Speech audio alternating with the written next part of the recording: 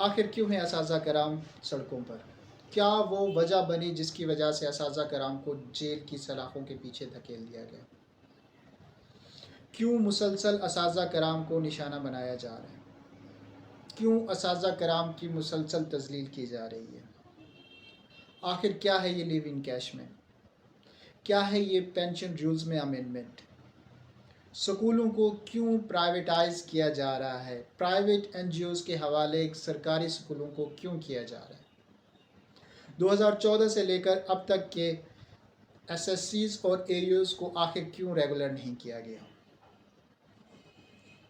جتنے بھی لوگ احتجاج کر رہے ہیں کیا وہ کسی اپوزیشن کا ایک ٹولہ ہے؟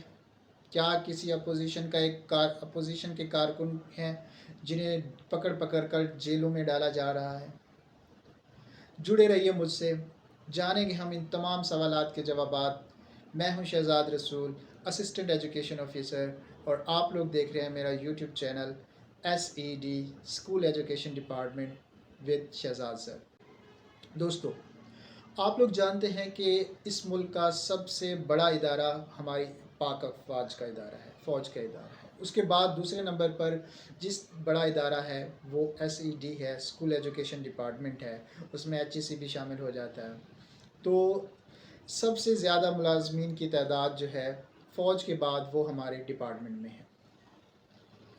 تو کیا آپ لوگ جانتے ہیں کہ صرف اساتذہ کرام کے ذمے صرف تعلیمی سرگرمیاں ہیں؟ کیا صرف تعلیم و تدریس کا سلسلہ ہی اساتذہ کے ذمے ہے یا اس کے علاوہ بھی اور بہت سارے کام اساتذہ کرام سے لیے جاتے ہیں؟ آپ لوگ دیکھ لیں، الیکشن ہوں تو ووٹنگ کے سلسلے میں جتنا بھی عملہ ہوتا ہے تقریباً تمام کے تمام سرکاری اساتذہ کرام ہوتے ہیں۔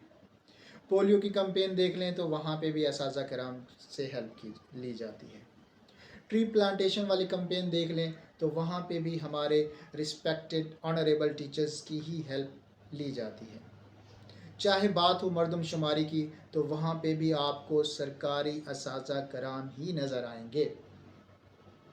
اور یہ ایسا نہیں ہے کہ اساتذہ کرام یہ تمام ڈیوٹیز جو ایکسٹرا ڈیوٹیز ہیں ان کو خوش اسلوبی سے نہیں کر رہے، نیک نیتی سے نہیں کر رہے۔ تمام کے تمام ٹیچرز ان تمام کاموں کو خوش اسلوبی سے اور نیک نیتی سے کر رہے ہیں، اور یہ اب کا نہیں کر رہے، جب سے پاکستان بنا ہے تب سے یہ کر رہے ہیں۔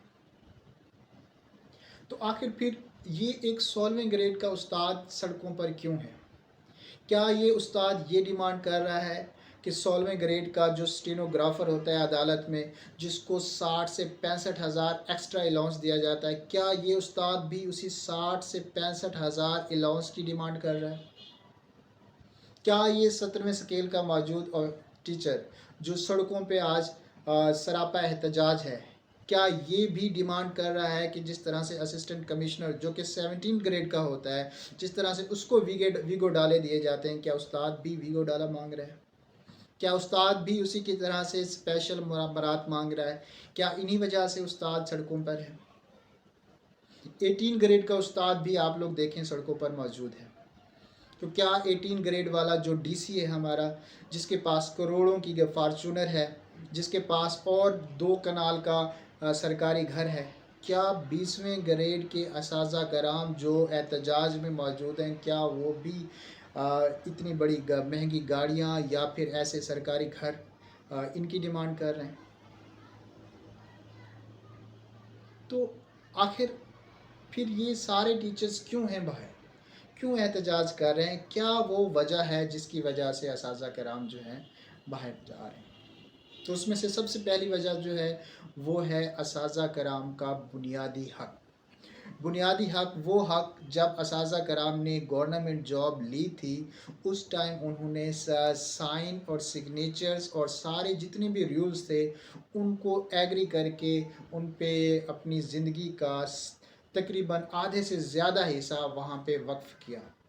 جو بھی رولز ریگولیشن تھیں، جس میں پینشنز کے رولز تھے، جس میں لیو انکیشمنٹ کے رولز تھے، تو اساتذہ کرام نے یا باقی ملازمین نے یہ گورنمنٹ جابز اس لیے لی کہ یہ اپنی جوانی کا زیادہ تر حصہ، بیشتر حصہ فلاح و بہبود کے لیے، ملک کی ترقی کے لیے اپنا صرف کریں گے، اور اینڈ پہ ان کو پینشن کی صورت میں، لیو انکیشمنٹ کی صورت میں کچھ معاوضہ دیا جائے گا، اسی معاوضے کے ذریعے یا تو وہ اپنا کوئی گھر بنائیں گے یا بچوں کی شادی کریں گے یا عمرہ کریں گے یا کچھ بھی ایسے سمجھ لیں کہ ان کے بڑھاپے کا ایک سہارا ہے پینشن.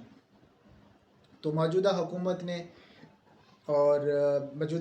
نے یہی وہ پینشن رول جو ہیں آہستہ آہستہ ان کو ختم کرنے کی طرف جا رہی ہے. انہوں نے نوٹیفیکیشن نکالا کہ لیو انکیشمنٹ کو کہ وہ بھی ختم کی جائے، جو 1 سال کی تقریباً بیسک سیلریز کے برابر ہوتی ہے، اس کو بھی ختم کیا جائے. تو ایک تو یہ بات ہو گئی جس کی وجہ سے اساتذہ کرام جو ہے سڑکوں پر موجود ہیں اور سراپا احتجاج ہیں، اور انہوں نے تعلیمی سرگرمیوں کا بائیکاٹ بھی کیا ہوگا.